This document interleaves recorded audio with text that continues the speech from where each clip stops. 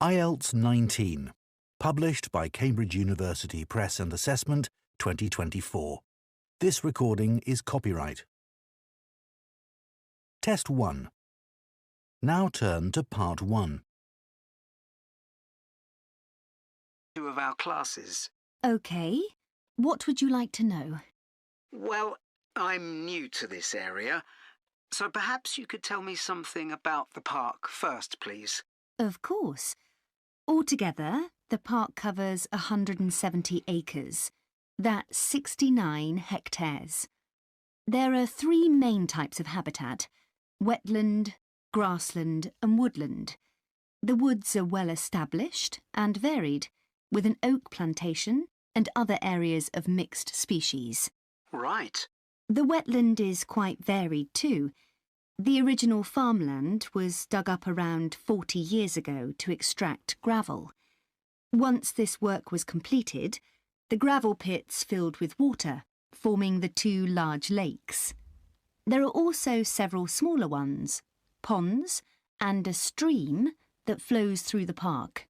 OK, so I suppose with these different habitats, there's quite a variety of wildlife. There certainly is.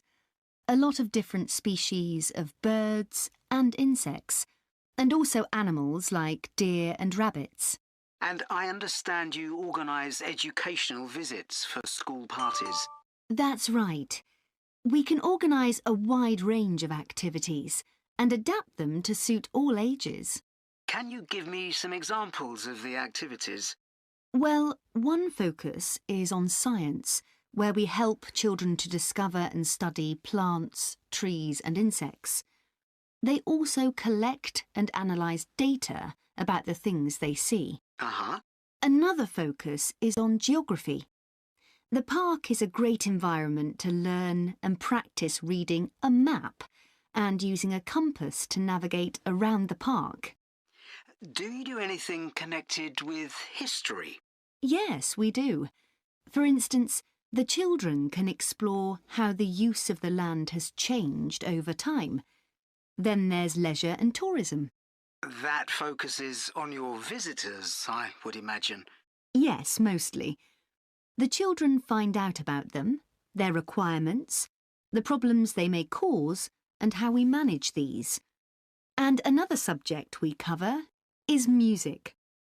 Here the children experiment with natural materials to create sounds and explore rhythm and tempo. That must be fun. Most children really enjoy it. And, of course, all the activities are educational too. Learning outside the classroom encourages children to be creative and to explore and discover for themselves.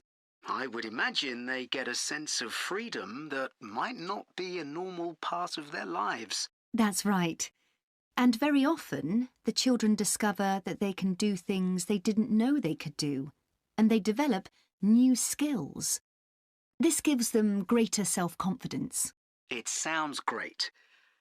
So, what about the practical side of it? How much does it cost for a full-day visit? We would expect to bring between 30 and 40 children. If there are over 30, it costs £4.95 for each child who attends on the day. We invoice you afterwards, so you don't pay for children who can't come because of sickness, for example. There's no charge for leaders and other adults, as many as you want to bring. That sounds very fair. Well, thanks for all the information.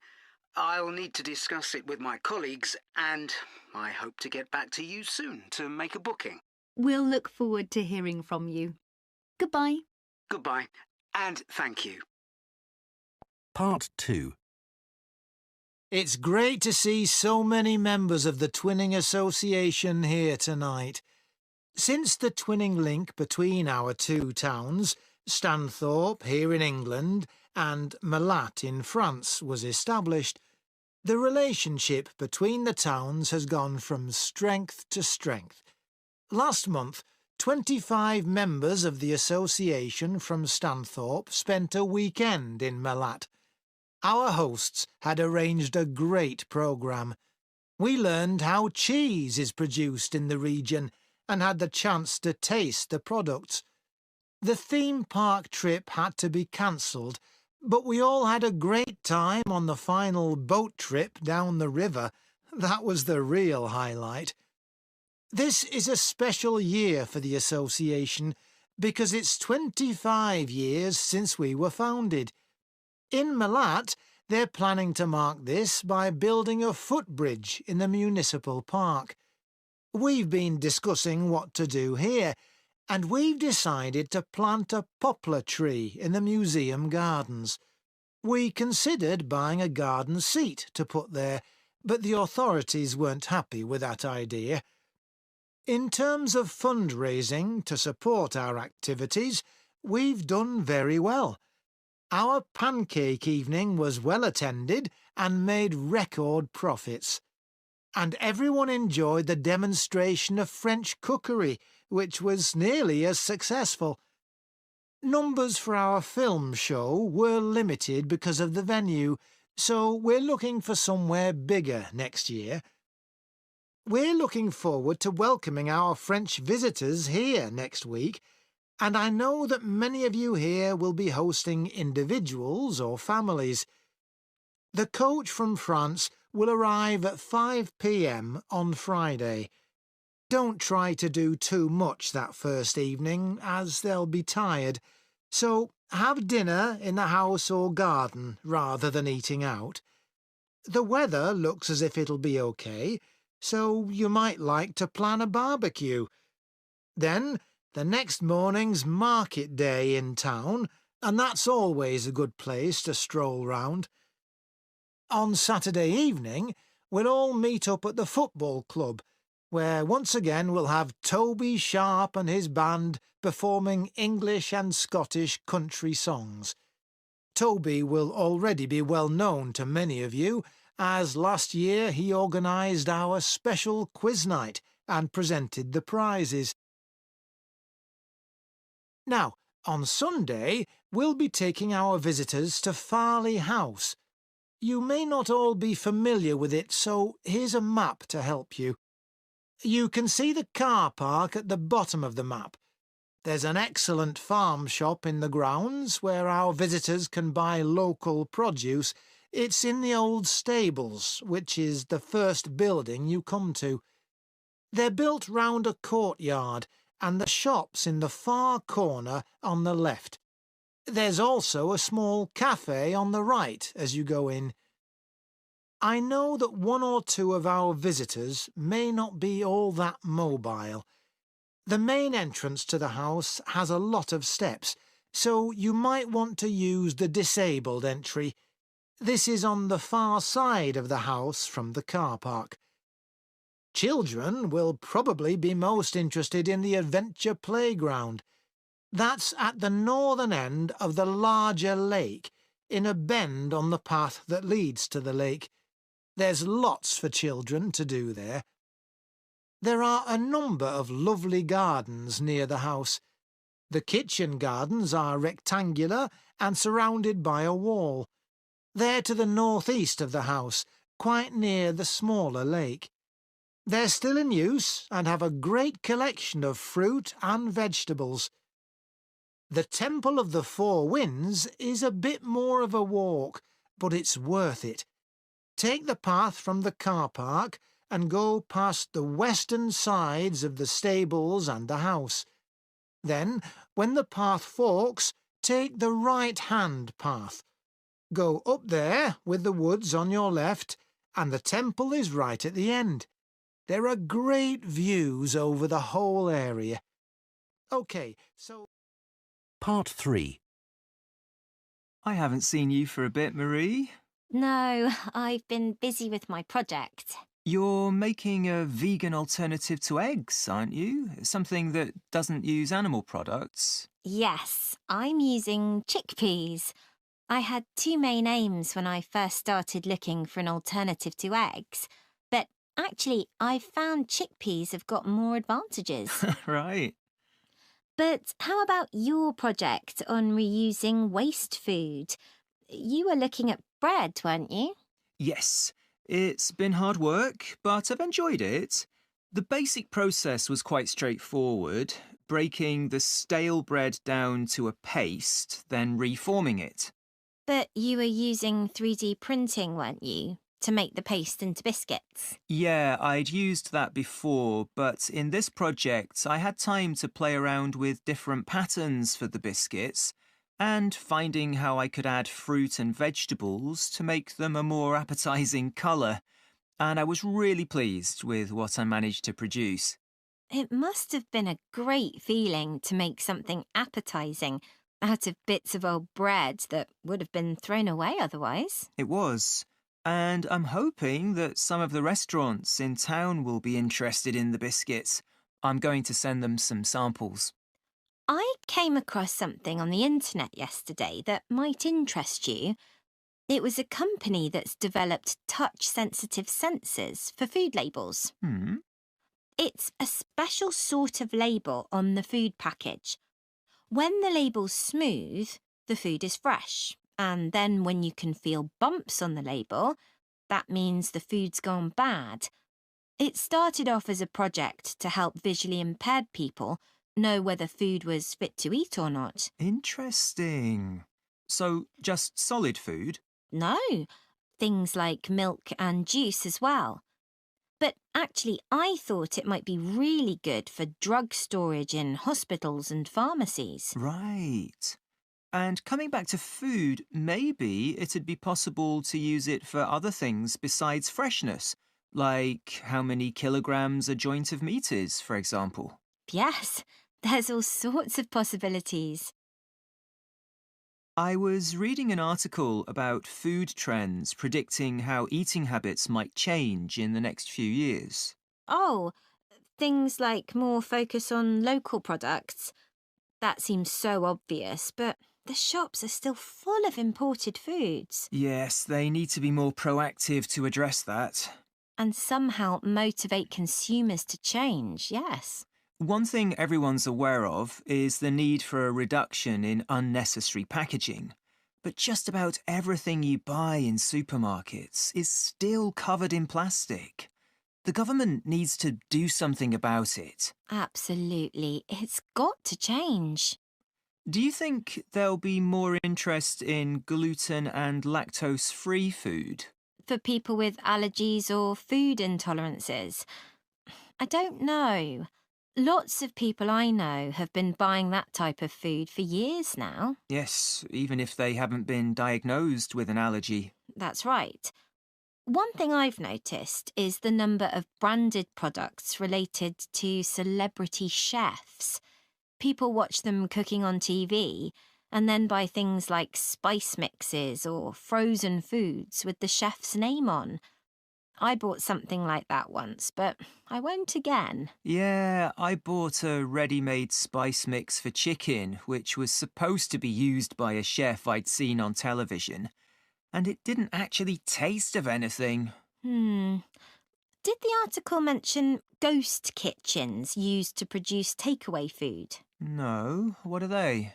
Well, they might have the name of a restaurant, but actually they're a cooking facility just for delivery meals. The public don't ever go there. But people aren't aware of that. It's all kept very quiet. So people don't realise the food's not actually from the restaurant? Right. Did you know more and more people are using all sorts of different mushrooms now to treat different health concerns? Things like heart problems. They might be taking a big risk there. Yes, it's hard to know which varieties are safe to eat. Anyway, maybe now we should... Part 4. For my presentation today, I'm going to talk about the Ceide Fields in the northwest of Ireland, one of the largest Neolithic sites in the world. I recently visited this site and observed the work that is currently being done by a team of archaeologists there.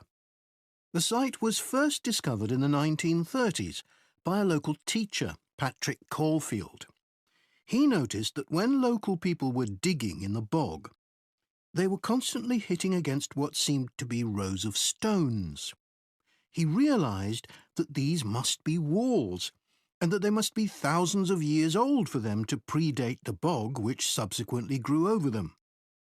He wrote to the National Museum in Dublin to ask them to investigate, but no one took him seriously. It wasn't until 40 years later, when Patrick Caulfield's son, Seamus, who had become an archaeologist by then, began to explore further. He inserted iron probes into the bog to map the formation of the stones, a traditional method which local people had always used for finding fuel buried in the bog for thousands of years. Carbon dating later proved that the site was over 5,000 years old and was the largest Neolithic site in Ireland. Thanks to the bog which covers the area, the remains of the settlement at Ceide Fields, which is over 5,000 years old, are extremely well preserved. A bog is 90% water, its soil so saturated that when the grasses and heathers that grow on its surface die, they don't fully decay but accumulate in layers. Objects remain so well preserved in these conditions because of the acidity of the peat and the deficiency of oxygen. At least 175 days of rain a year are required for this to happen. This part of Ireland gets an average of 225 days.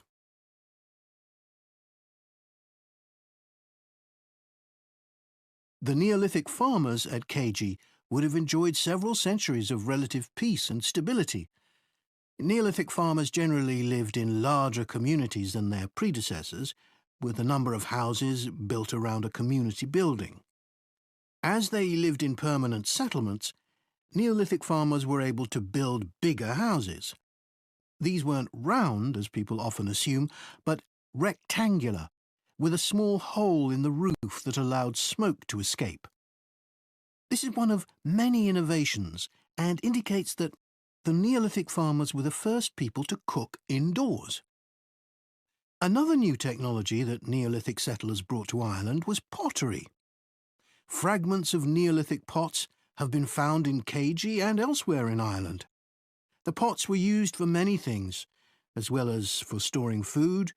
Pots were filled with a small amount of fat, and when this was set alight, they served as lamps. It's thought that the Ceide fields were mainly used as paddocks for animals to graze in. Evidence from the Ceide fields suggests that each plot of land was of a suitable size to sustain an extended family. They may have used a system of rotational grazing in order to prevent overgrazing and to allow for plant recovery and regrowth. This must have been a year-round activity, as no structures have been found which would have been used to shelter animals in the winter. However, archaeologists believe that this way of life at Ceide ceased abruptly. Why was this? Well, several factors may have contributed to the changing circumstances. The soil would have become less productive and led to the abandonment of farming. The crop rotation system was partly responsible for this, as it would have been very intensive and was not sustainable. But there were also climatic pressures too. The farmers at Ceide would have enjoyed a relatively dry period, but this began to change, and the conditions became wetter as there was a lot more rain. It was these conditions that encouraged the bog to form over the area which survives today. So now I'd like to show you